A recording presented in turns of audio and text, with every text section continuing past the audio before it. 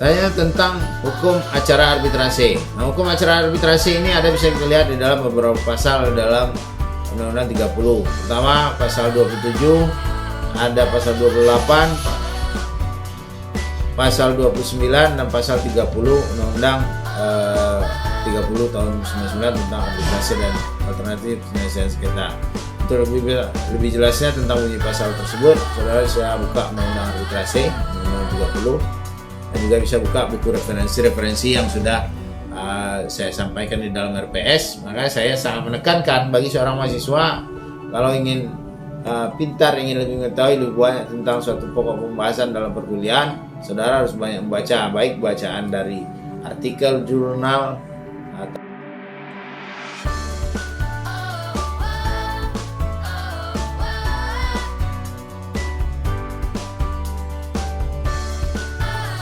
Assalamualaikum warahmatullahi wabarakatuh. Alhamdulillahirrahmanirrahim. Wal aqibatu lil muttaqin. Wassalatu wassalamu ala asyrafil anbiya'i wal mursalin wa ala alihi wa sahbihi rasulillah ajmain. Alhamdulillah kita masih bisa bertemu dalam perkuliahan daring kali ini pada pertemuan yang kelima dalam mata kuliah arbitrase dan alternatif penyelesaian sengketa. Dan memasuki Ramadan yang ke-24 atau 25 karena ada perbedaan pelaksanaan Ramadan kali ini antara salah satu ormas Islam dengan pemerintah. Tapi pada dasarnya kita pada hari ini masih diberikan kesehatan untuk tetap istiqomah menjalankan ibadah puasa Ramadan kita. Mudah-mudahan Ramadan kali ini menjadi Ramadan terbaik dalam hidup kita hendaknya. Amin ya rabbal alamin. Selawat beriring salam tidak pesan-pesannya kita kirimkan kepada junjungan alam Nabi besar Muhammad sallallahu alaihi wasallam dengan mengucapkan Allahumma shalli ala sayyidina Muhammad wa ala ali sayyidina Muhammad. Mudah-mudahan dengan banyaknya kita berselawat kepada beliau, Allah izinkan kelak di yaumil mahsyar beliau memberikan syafaat kepada kita sehingga kita mendapat pertolongan dalam menghadapi hisab Allah hendaknya. Amin ya rabbal alamin. Memasuki materi perkuliahan pada pertemuan yang kelima ini, kita akan membahas tentang anatomi Undang-Undang nomor 30 tahun 99 tentang arbitrase dan alternatif penyelesaian sengketa. Nah, untuk video kali ini mungkin agak sedikit ada suara-suara gangguan karena kita membuat video dalam suasana Ramadan dalam siang hari dan di ruang yang agak terbuka karena saya sekarang ini sedang berada di Padang di Provinsi Sumatera Barat untuk dalam rangka Lebaran di Padang.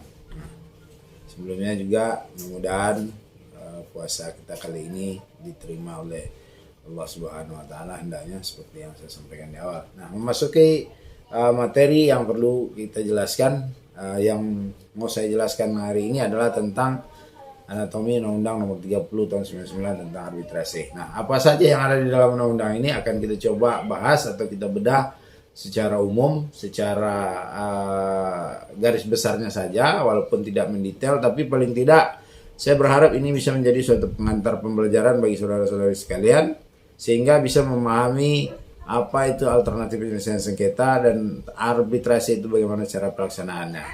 Oke, kita masuk pada slide yang pertama. Nah, slide pertama ini kita membahas tentang apa pengertian dari arbitrase.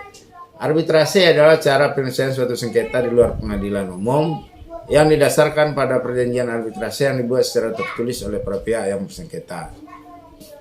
Perjanjian arbitrase adalah suatu kesepakatan berupa klausul arbitrase yang tercantum dalam suatu perjanjian tertulis yang dibuat para pihak sebelum timbul sengketa atau sesudah suatu perjanjian arbitrase tersendiri yang dibuat oleh para pihak setelah timbul sengketa. Jadi dalam perjanjian arbitrase itu ada dua bentuk atau mekanisme yang bisa terjadinya perjanjian arbitrase. Yang pertama melalui klausul arbitrase yang dibuat dalam perjanjian pokok. Yang kedua bisa juga dibuat setelah timbulnya sengketa dengan syarat kedua belah pihak sepakat untuk menyelesaikan sengketa tersebut melalui arbitrase.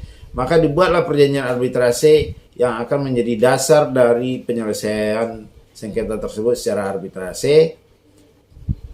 Dan selanjutnya ada para pihak yang terlibat di dalam proses arbitrase tentunya adalah subjek hukum, baik berupa hukum perdata maupun hukum publik. Nah, maka di dalam penyelesaian sengketa arbitrase tidak heran kadang-kadang ada badan-badan hukum publik menjadi para pihak dari penyelesaian sengketa arbitrase, karena badan hukum publik juga bisa melakukan suatu perbuatan hukum perdata itu berupa perjanjian. Nah, ini mungkin akan dapat saudara-saudari lihat pada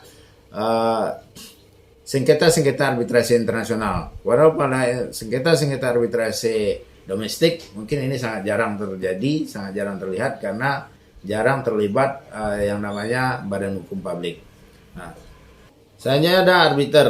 Arbiter adalah seorang atau lebih yang dipilih para pihak yang bersengketa yang ditunjuk oleh pengadilan negeri atau lembaga arbitrase untuk memberikan putusan mengenai sengketa tertentu yang diserahkan penyelesaian melalui arbitrase. Artinya ada penunjukan, ada pengangkatan yang dilakukan. Ada dua mekanisme pengangkatan. Ada dua mekanisme penunjukan arbiter dalam penyelesaian sengketa. Pertama ditunjuk oleh pengadilan negeri, atau yang kedua ditunjuk melalui lembaga arbitrase. Nah, penunjukan melalui lembaga pengadilan negeri ini namanya adalah pengadilan arbiter ad hoc atau arbitrase dalam bentuk badan ad hoc.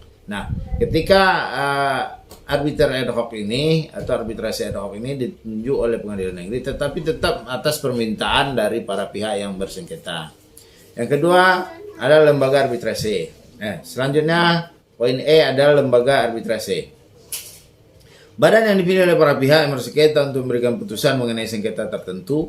Lembaga arbitrase juga memberikan pendapat mengikat mengenai suatu hubungan hukum tertentu dalam hal belum timbul sengketa. Nah, sama dengan lebih mirip-mirip kepada Mahkamah Agung atau bisa memberikan fatwa tentang suatu keadaan hukum atau suatu perbuatan hukum. Nah, lembaga arbitrase selain menyelesaikan sengketa arbitrase yang ada, juga bisa memberikan suatu pendapat hukum mengenai apa yang menjadi sesuatu hal yang masih butuh penafsiran atau masih butuh penjabaran dan penjelasan oleh para pihak yang bersengketa. Selanjutnya ada putusan arbitrase internasional. Putusan yang dijatuhkan oleh suatu lembaga arbitrase atau arbiter perorangan di luar wilayah hukum Republik Indonesia, atau putusan suatu lembaga arbitrase atau arbiter perorangan menurut ketentuan hukum Republik Indonesia dianggap sebagai suatu putusan arbitrase internasional. Jadi putusan arbitrase internasional tersebut ada pertama karena keadaan memang putusan itu dibuat di wilayah hukum di luar wilayah Republik Indonesia. Yang kedua, walaupun putusan arbitrase itu dibuat di dalam wilayah hukum Republik Indonesia, tetapi karena aturan hukum dan perundang-undangan yang berlaku menganggap putusan itu adalah putusan arbitrase internasional. Nah, dalam hal ini contoh-contoh bisa nanti saudara-saudara lihat dalam video-video YouTube saya yang lain, bagaimana apa itu suatu putusan arbitrase internasional. Nah, alternatif penyelesaian sengketa. Apa itu alternatif penyelesaian sengketa? Alternatif penyelesaian sengketa adalah lembaga penyelesaian sengketa atau beda pendapat melalui prosedur yang disepakati para pihak, yakni penyelesaian di luar pengadilan. Nah, di luar pengadilan, apa saja alternatifnya? Ada konsultasi, ada negosiasi, ada mediasi, konsiliasi, atau penilaian ahli. Itu adalah alternatif penyelesaian sengketa di luar pengadilan, atau yang bisa juga dikenal dengan istilah non-litigasi. Nah, sekarang kita bahas masalah yurisdiksi absolut dari arbitrase. Pada pasal 3 Undang-Undang Nomor 30 Tahun 1999 menjelaskan bahwa pengadilan negeri tidak berwenang untuk mengadili suatu sengketa para pihak yang telah terikat dalam perjanjian arbitrase.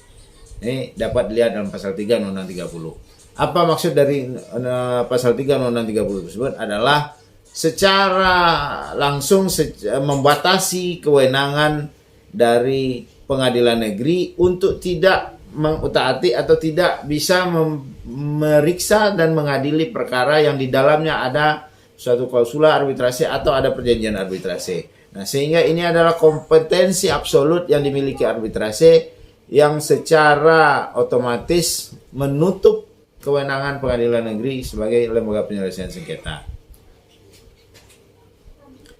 Nah, perjanjian arbitrase yang seperti yang sudah saya jelaskan tadi, perjanjian untuk menyelesaikan suatu sengketa melalui arbitrase dimuat dalam satu dokumen yang ditandatangani oleh para pihak, bisa berbentuk dalam perjanjian pokok, atau juga bisa dalam bentuk perjanjian aksesorir atau perjanjian tambahan yang dibuat setelah sengketa terjadi. Nah, contoh klausula perjanjian arbitrase mungkin sedikit bisa saya jelaskan di sini adalah yang pertama, contohnya apabila perselisihan atau sengketa masih belum dapat diselesaikan melalui musyawarah, maka para pihak sepakat menyerahkan penyelesaian sengketa tingkat pertama dan terakhir kepada badan arbitrase dengan menggunakan peraturan prosedur. Keputusan adalah keputusan final dan mengikat dan tidak dapat diajukan banding oleh para pihak. Biaya yang dikeluarkan sehubungan dengan arbiter dalam proses arbitrase ini akan ditanggung oleh masing-masing pihak, kecuali untuk biaya arbiter ketiga yang dipilih bersama-sama oleh para pihak melalui yang ditanggung oleh para pihak. Ini contoh-contoh klausula arbitrase. Pada pertemuan yang lalu juga saya sudah jelaskan ada contoh-contoh klausula arbitrase. Nanti bisa saudara baca di dalam slide yang saya bagikan, yang saya jelaskan. Sekarang kita masuk kepada sumber wewenang arbiter. Apa yang menjadi sumber wewenang arbiter dalam menyelesaikan suatu perkara atau suatu sengketa yang diajukan kepadanya? Yang pertama bisa kita lihat dalam pasal 4 ayat 1. Di dalam hal para pihak telah menyetujui sengketa di antara mereka akan diselesaikan melalui arbitrase dan para pihak telah memberi wewenang, maka arbiter berwenang menentukan dalam putusannya mengenai hak dan kewajiban para pihak jika hal ini tidak diatur dalam perjanjian mereka. Nah, sengketa dapat diselesaikan melalui arbitrase hanya sengketa di bidang perdagangan dan mengenai hak yang menurut hukum dan peraturan perundang-undangan dikuasai sepenuhnya oleh para pihak yang bersengketa. Sengketa yang tidak dapat diselesaikan melalui arbitrase adalah sengketa yang menurut peraturan perundang-undangan tidak dapat diadakan perdamaian. Nah, ini sumber wewenang arbiter. Ada di dalam pasal 4 ayat 1. Yang kedua juga ada pembatasan yang mungkin bisa dikatakan eksklusif atau pembatasan yang sedikit memborder suatu sengketa bahwa tidak semua sengketa bisa diselesaikan melalui arbitrase. Yang pertama adalah sengketa yang berlatar belakangan perdagangan atau mengenai sengketa bisnis. Nah, yang selanjutnya adalah sengketa yang tidak bisa diadakan perdamaian. Nah, apa sengketa yang tidak yang tidak bisa diadakannya perdamaian? Bisa banyak macam sengketa-sengketa. Nah, itu tidak bisa dilaksanakan melalui arbitrase. Selanjutnya ada pemberitahuan arbitrase. Nah, pemberitahuan arbitrase ini ada di dalam pasal 8 Undang-Undang 30 ya. Surat pemberitahuan, bagaimana cara pemberitahuan, ini ada syarat-syarat, mungkin untuk lebih jelas bisa saudara baca nanti di dalam slide yang saya bagikan. Tapi secara umum saya jelaskan pemberitahuan itu memuat antara lain penunjukan kepada klausula atau perjanjian arbitrase yang berlaku. Yang kedua, nama dan alamat para pihak. Yang ketiga, perjanjian atau masalah yang menjadi sengketa. Yang keempat, dasar tuntutan dan jumlah yang dituntut apabila ada. Yang kelima, penyelesaian yang dikehendaki. Yang keenam, perjanjian yang diadakan oleh para pihak tentang jumlah arbiter, atau apabila tidak pernah diadakan perjanjian semacam itu, pemohon dapat mengajukan usul tentang arbiter yang dikehendaki dalam jumlah yang ganjil. Nah, artinya dalam penyelesaian suatu sengketa arbitrase, para arbiternya harus berjumlah ganjil. Bisa 1, bisa 3, 5. Nah, yang penting jumlahnya ganjil karena akan berkaitan dengan pemungutan suara atau voting ketika putusan akhir tidak terjadi kesepakatan antar para arbiter dalam memeriksa dan mengadili perkara. Sekarang kita lihat apa syarat-syarat untuk pengangkatan arbiter. Nah, untuk syarat-syarat pengangkatan arbiter ini juga sudah saya pernah ulas di dalam video YouTube saya. Jika saudara buka channel Gusri PD 27, saudara akan bisa menemukan tentang syarat-syarat pengangkatan seorang arbiter. Nah, tetapi saya juga akan jelaskan di sini sedikit tentang gambaran umum tentang persyaratan untuk dapat diangkat menjadi seorang arbiter oleh Undang-Undang 30 tahun 99. Yang pertama, cakap melakukan tindakan hukum. Yang kedua, umur paling rendah adalah 35 tahun. Yang ketiga, tidak mempunyai hubungan keluarga, saudara atau semenda sampai derajat kedua dengan salah satu pihak bersengketa. Yang keempat, tidak mempunyai kepentingan finansial dan kepentingan lainnya atau atas putusan arbitrase, dan memiliki pengalaman serta menguasai secara aktif di bidangnya paling sedikit 15 tahun. Hakim, jaksa, panitera, dan pejabat pengadilan lainnya tidak dapat ditunjuk atau diangkat sebagai arbiter. Nah, artinya arbiter adalah memang orang-orang yang ditunjuk khusus yang berada di luar jaksa, hakim, panitera, dan pejabat pengadilan lainnya untuk penyelesaian suatu sengketa. Klosor konflik kepentingan dan hak ingkar. Seseorang calon arbiter yang diminta oleh salah satu pihak untuk ditunjuk dalam suatu majelis arbitrase wajib memberitahukan kepada pihak lainnya tentang hal yang mungkin akan mempengaruhi kebebasannya atau menimbulkan keberpihakan putusan yang akan diberikan. Nah, di dalam pasal 18 ayat 1 dan ayat 2, seseorang yang menerima penunjukan sebagai arbiter sebagaimana dimaksud dalam ayat 1 harus memberitahukan kepada para pihak mengenai penunjukannya. Dalam hal arbiter telah menyatakan menerima penunjukan atau pengangkatan sebagaimana dimaksud dalam pasal 16, maka yang bersangkutan tidak dapat menarik diri kecuali atas persetujuan para pihak.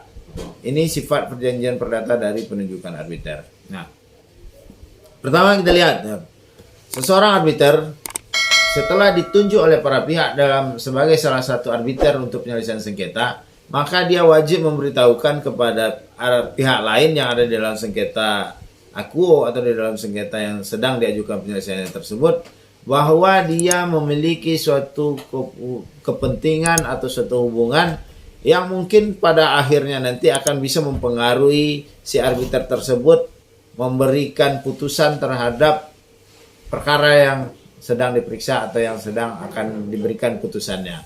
Nah, artinya dituntut suatu sikap gentleman, suatu sikap jujur dari para pihak untuk menyatakan kepada para pihak, maksudnya adalah sikap jujur dari arbiter untuk diberikan kepada para pihak bahwa dia mempunyai kepentingan apakah secara langsung atau tidak langsung terhadap perkara yang sedang diperiksa atau sedang diadilinya. Nah, inilah suatu kelebihan yang dimiliki penyelesaian sengketa melalui arbitrase jika dibandingkan dengan penyelesaian sengketa melalui peradilan umum. Nah, jika si arbiter telah menyetujui penunjukan, maka dia tidak bisa juga mengundurkan diri secara sepihak secara langsung kecuali atas persetujuan dari para pihak yang bersengketa tersebut.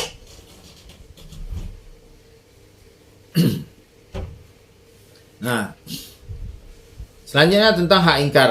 Terhadap arbiter dapat diajukan tuntutan ingkar apabila terdapat cukup bukti otentik yang menimbulkan keraguan bahwa arbiter melakukan tugasnya tidak secara bebas dan akan berpihak dalam pengambilan keputusan. Tuntutan hak ingkar terhadap seorang arbiter dapat dilaksanakan apabila terbukti adanya hubungan kekeluargaan, keuangan, atau pekerjaan dengan salah satu pihak atau kuasanya. Pasal 22 Undang-Undang 30. Hak ingkar diajukan kepada pengadilan negeri bagi arbiter yang diangkat oleh pengadilan negeri, yang diajukan kepada lembaga arbitrase atau melalui majelis arbitrase jika telah terbentuk majelis arbitrase. Nah, maksud dari hak ingkar ini adalah ketika arbiter, misalnya seperti yang penjelasan saya sebelumnya, bahwa seseorang arbiter harus jujur menyampaikan kepada para pihak bahwa adanya hubungan langsung ataupun tidak langsung dalam sengketa yang sedang diperiksanya, maka ketika hal ini tidak diungkapkan oleh seorang arbiter, tetapi para pihak yang bersengketa mengetahui ada suatu hubungan yang menyatakan yang bisa mempengaruhi seorang arbiter untuk tidak bebas memberikan suatu keputusan, maka dia bisa mengajukan hak ingkar terhadap arbiter tersebut, sehingga arbiter tersebut bisa tidak menjadi bagian dari majelis arbitrase atau bisa dikeluarkan dari majelis arbitrase yang ada. Dengan syarat bagaimana cara pengajuan hak ingkarnya? Hak ingkar dapat diajukan pertama melalui pengadilan negeri bagi arbiter yang diangkat oleh pengadilan negeri, dan dapat juga diajukan kepada majelis arbitrase yang telah terbentuk. Nah, untuk lebih jelas tentang hak ingkar ini di dalam juga sudah ada saya jelaskan di dalam video YouTube tentang arbitrase, karena saya banyak memang membahas tentang hal-hal yang berkaitan dengan arbitrase atau alternatif penyelesaian sengketa ini. Saya tentang hukum acara arbitrase. Nah, hukum acara arbitrase ini ada bisa kita lihat di dalam beberapa pasal dalam Undang-Undang 30. Pertama, pasal 27, ada pasal 28,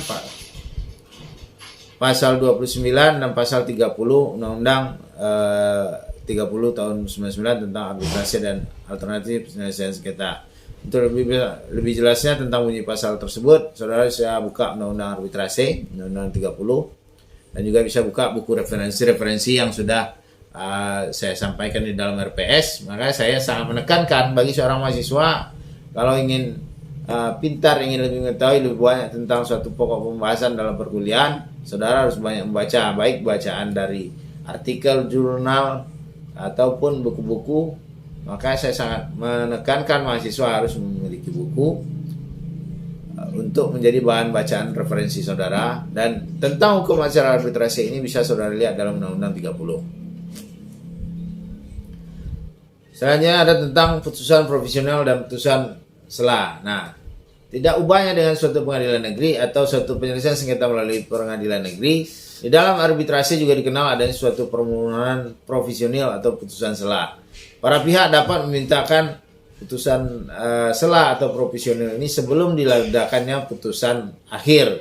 Nah, pengaturannya di mana? Pengaturannya ada di dalam pasal 348 dan pasal 32 Undang-Undang 30 tahun 99. Selanjutnya kita bahas tentang jangka waktu arbitrase. Nah, berbeda dengan jangka waktu yang ada pada pengadilan negeri. Sejauh ini sebenarnya dalam HIRRBG pembatasan secara absolut tentang jangka waktu penyelesaian sengketa itu mungkin sedikit agak lebih longgar jika dibandingkan dengan pembatasan jangka waktu penyelesaian sengketa melalui arbitrase. Nah, melalui arbitrase undang-undang secara tegas menjelaskan bahwa sengketa harus diselesaikan dalam waktu paling lama 180 hari sejak arbiter atau majelis arbiter terbentuk. Nah, dapat dipahami bahwa dalam waktu 180 hari sejak majelis arbiter ini dibentuk, maka sengketa tersebut sudah harus selesai dan bisa didaftarkan kepada pengadilan negeri. Nah, artinya apa? Ada suatu jaminan kepastian waktu dalam langkah-langkah penyelesaian sengketa yang dilakukan melalui arbitrase. Nah, ketentuan ini dapat dilihat di dalam pasal 33. Dapat juga diperpanjang sebagaimana maksud dalam ayat 1. Selanjutnya tentang gugatan, jawaban, dan gugatan rekompensi, replik, duplik, dan terakhir kesimpulan. Nah, sebagaimana di dalam penyelesaian sengketa melalui pengadilan negeri atau penyelesaian sengketa melalui litigasi, ini memang banyak diadopsi oleh penyelesaian sengketa melalui arbitrase. Di dalam arbitrase kita juga mengenal yang namanya gugatan, juga ada jawaban, dan juga ada gugatan rekompensi, replik, duplik, dan kesimpulan. Nah, terkait hal ini nanti bisa dilihat di dalam pasal 39. Tentang jawaban dan gugatan rekompensi juga bisa dilihat dalam pasal 42. Replik, duplik, dan kesimpulan mekanisme pengajuannya bagaimana juga nanti bisa dilihat di dalam peraturan beracara arbitrase. Nah, pemeriksaan surat saksi serta saksi ahli. Surat-surat atau bukti-bukti dokumen dapat diserahkan langsung ke panitera dan masing-masing pihak dapat melakukan pemeriksaan atau bukti surat tersebut tanpa harus melalui persidangan, terkecuali bila ditemukan kejanggalan atau ada yang diduga palsu, para pihak bisa mengajukannya dalam persidangan. Panitera membagikan bukti surat itu kepada para pihak, pada para arbiter anggota majelis arbitrase. Nah, sini sedikit dengan perbedaan dalam pemeriksaan bukti-bukti surat yang ada pada pengadilan negeri. Jika pengadilan negeri kita mengajukan pembuktian surat secara bersama-sama di pengadilan, diperiksa bersama-sama di depan majelis hakim oleh para pihak, baik oleh penggugat atau tergugat, sama-sama melihat keabsahan bukti tersebut, walaupun nanti juga pada akhirnya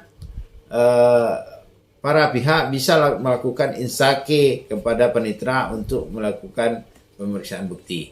Nah, di dalam arbitrase, bukti itu tidak harus diserahkan di dalam persidangan, tetapi bukti bisa diajukan langsung kepada panitera majelis arbiter yang sudah ada. Nah, nanti para pihak yang berkepentingan terhadap perkara ini atau terhadap sengketa ini dapat melakukan pemeriksaan bukti-bukti kepada panitera yang telah ditunjuk dalam perkara tersebut. Nah, di dalam pemeriksaan tersebut, jika seandainya ditemukan suatu kejanggalan atau mungkin yang diduga ada bukti palsu atau bagaimanapun, ada kecurangan-kecurangan yang lain misalnya, bukti tersebut bisa dimintakan oleh para pihak untuk diajukan pemeriksaan atau dilakukan pemeriksaan di depan persidangan majelis arbitrase. Nah, inilah sedikit akan ada kelonggaran dari sisi pembuktian di dalam proses penyelesaian sengketa secara arbitrase. Nah, biaya pemanggilan dan perjalanan saksi atau saksi ahli dibebankan kepada para pihak yang meminta. Nah, atas perintah arbiter atau majelis arbitrase atau atas permintaan para pihak yang dipanggil seorang saksi atau lebih atau seorang saksi ahli atau lebih untuk didengarkan keterangannya. Nah, itu tentang saksi atau saksi ahli jika diminta oleh para pihak bisa diajukan kepada arbiter, tetapi segala biaya itu ditanggung oleh para pihak yang mengajukan dan tidak mutlak harus ada saksi di dalam penyelesaian sengketa arbitrase. Sama dengan di pengadilan negeri, sebelum mengucapkan keterangannya dia harus disumpah seorang saksi atau ahli. Arbiter atau majelis arbiter minta bantuan seorang atau lebih saksi ahli untuk keterangan tertulis. Ini diatur dalam pasal 50 ayat 1 Undang-Undang 30. Nah, putusan selanjutnya kita coba lihat di dalam putusan arbitrase. Putusan arbitrase ini diatur dalam pasal 55 yang pertama, pasal 55 Undang-Undang 30. Apabila pemeriksaan sengketa telah selesai, pemeriksaan segera ditutup dan ditetapkan hari sidang untuk mengucapkan putusan. Nah, di dalam pasal 57 dijelaskan putusan diucapkan dalam jangka waktu paling lama 30 hari setelah pemeriksaan ditutup. Arbiter atau majelis arbitrase mengambil putusan berdasarkan ketentuan hukum atau berdasarkan keadilan dan kepatutan. Pasal 56 ayat 1. Dalam pasal 56 ayat 2, para pihak berhak menentukan pilihan hukum yang akan berlaku terhadap penyelesaian sengketa yang mungkin atau telah timbul antara pihak. Tidak ditandatangani putusan arbitrase oleh salah seorang arbiter dengan alasan sakit atau meninggal dunia tidak mempengaruhi kekuatan berlakunya putusan. Alasan tentang tidak adanya tanda tangan harus dicantumkan di dalam putusan. Dalam putusan ditetapkan suatu jangka waktu putusan tersebut harus dilaksanakan. Dalam waktu paling lama 14 hari setelah putusan diterima, para pihak dapat mengajukan permohonan kepada arbiter atau majelis arbitrase untuk melakukan koreksi terhadap kekeliruan administratif dan atau mengurangi suatu tuntutan putusan. Nah, sedikit kelebihan dari putusan arbitrase jika dibandingkan dengan putusan pada pengadilan negeri tentang penyelesaian sengketa. Di dalam putusan arbitrase ada namanya ruang untuk memberikan koreksi bagi para arbiter untuk memperbaiki redaksional atau isi putusannya yang mungkin terjadi kesalahan-kesalahan administratif atau pengetikan atau menambah atau mengurangi suatu tuntutan putusan. Selanjutnya kita akan melihat tentang pelaksanaan putusan arbitrase. Pelaksanaan putusan arbitrase ini yang pertama kita lihat adalah putusan arbitrase nasional atau arbitrase domestik.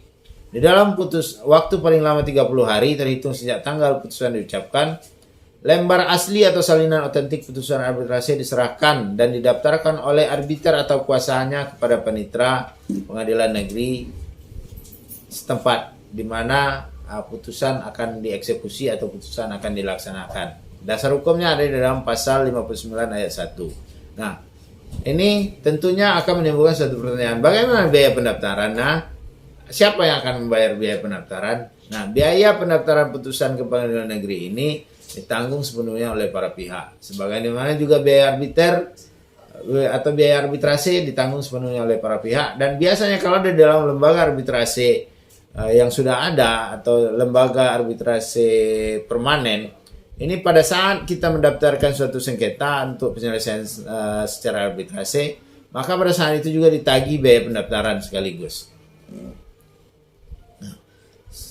Selanjutnya penyerahan pendaftaran dilakukan dengan pencatatan dan ditandatangani pada bagian akhir atau bagian pinggir putusan oleh panitera pengadilan negeri, dan arbiter atau kuasa yang menyerahkan dan catatan tersebut merupakan akta pendaftaran. Jadi ada semacam akta pendaftaran yang dikeluarkan oleh pengadilan negeri tetapi ditandatangani pada bagian akhir putusan tersebut.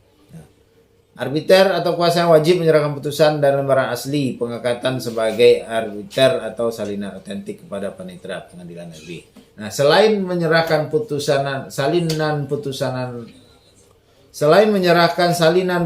asli terhadap sengketa yang telah diselesaikan secara arbitrase, arbiter juga wajib menyerahkan salinan pengangkatan arbiternya yang asli kepada pengadilan negeri setempat. Selanjutnya kita lihat tentang pelaksanaan putusan arbitrase internasional.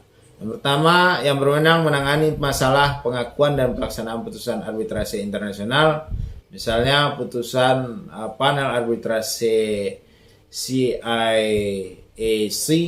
atau CX yang ada di Singapura, atau ICSID di Washington. Nah, di dalam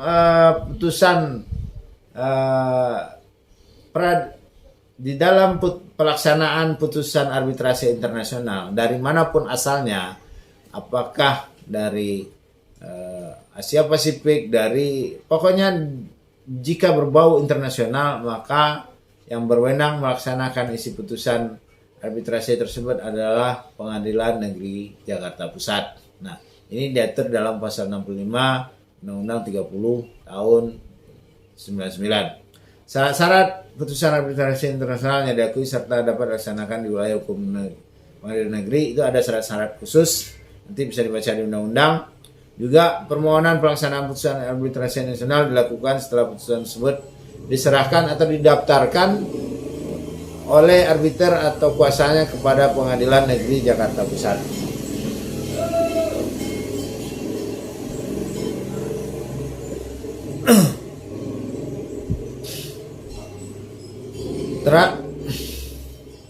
Terhadap putusan Ketua Pengadilan Negeri Jakarta Pusat yang mengakui dan melaksanakan putusan arbitrase internasional terhadap keputusan Ketua Pengadilan Negeri Jakarta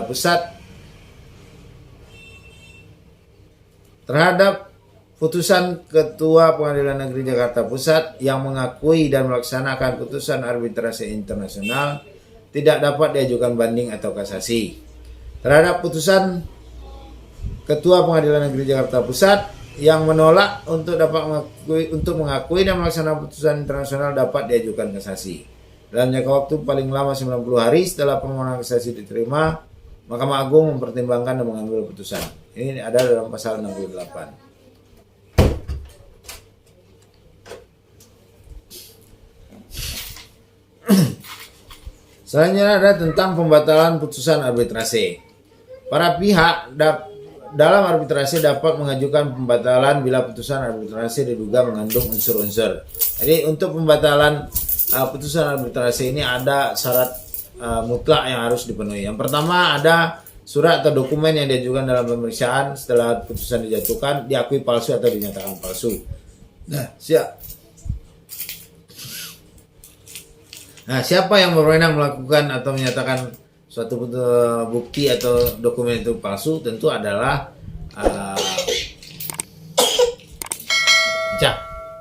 salah main.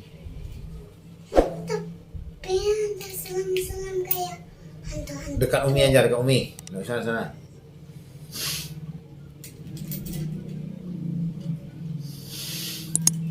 Yang kedua, setelah putusan diambil, ditemukan dokumen yang bersifat menentukan yang disembunyikan oleh pihak lawan. Yang ketiga, putusan diambil dari hasil tipu muslihat yang diakui oleh salah satu pihak dalam pemeriksaan sengketa. Nah, Permohonan pembatalan ini harus diajukan secara tertulis paling lama 30 hari terhitung sejak hari penyerahan atau pendaftaran putusan arbitrase kepada pengadilan negeri. Artinya putusan arbitrase yang bersifat final and binding tersebut bukan serta-merta tidak bisa dibatalkan, tapi ada syarat-syarat khusus yang bisa untuk membatalkan putusan arbitrase. Dan syarat ini sangat ketat, sehingga tidak semua putusan arbitrase itu juga bisa dapat dibatalkan.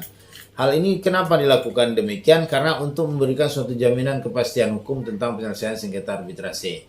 Karena jika bisa kita bayangkan atau bisa kita lihat, seandainya di dalam tidak ada pembatasan tentang syarat-syarat untuk pembatalan putusan arbitrase, maka para pihak yang bersengketa atau para pihak yang kalah di dalam suatu penyelesaian sengketa arbitrase dapat saja mengajukan pembatalan kepada pengadilan negeri atas alasan yang dibuat-buat. Nah, permohonan pembatalan putusan arbitrase dapat diajukan tertulis 30 hari. Permohonan pembatalan putusan arbitrase diajukan kepada Ketua Pengadilan Negeri. Nah, Ketua Pengadilan Negeri dapat mengabulkan permohonan pembatalan seluruhnya atau sebagian putusan arbitrase, atau juga bisa dapat menolak, tergantung bagaimana pertimbangan hukum yang diambil oleh Ketua Pengadilan Negeri tersebut. Berakhirnya tugas arbitrase atau tugas arbiter. Kapan tugas seorang arbiter itu berakhir? Dapat kita lihat yang pertama, putusan mengenai sengketa telah dijatuhkan. Yang kedua, ada jangka waktu yang ditentukan dalam perjanjian arbitrase atau sesudah diperpanjang oleh para pihak telah terlampaui, atau para pihak sepakat untuk menarik kembali penunjukan arbiter. Nah, dengan demikian tugas seorang arbiter dalam penyelesaian sengketa telah berakhir secara hukum. Sekian materi perkuliahan kita kali ini. Mudah-mudahan apa yang disampaikan ini ada manfaat bagi saudara dalam menjalani kehidupan sehari-hari, dan bagi para sahabat-sahabat YouTubers, mudah-mudahan ini bisa menjadi suatu penambahan ilmu pengetahuan, wawasan di dalam alternatif penyelesaian sengketa, sehingga nanti bisa sobat-sobat menjadikan perbandingan bagaimana jika membuat perjanjian arbitrase, penyelesaian arbitrasenya seperti apa, dan penyelesaian sengketa secara litigasi juga seperti apa. Mudah-mudahan ada manfaat yang bisa diambil dari video ini, dan jika menurut sobat-sobat YouTuber sekalian ada manfaatnya, silakan di-share sebanyak-banyak dalam akun-akun medsos teman-teman sekalian. Wassalamualaikum warahmatullahi wabarakatuh.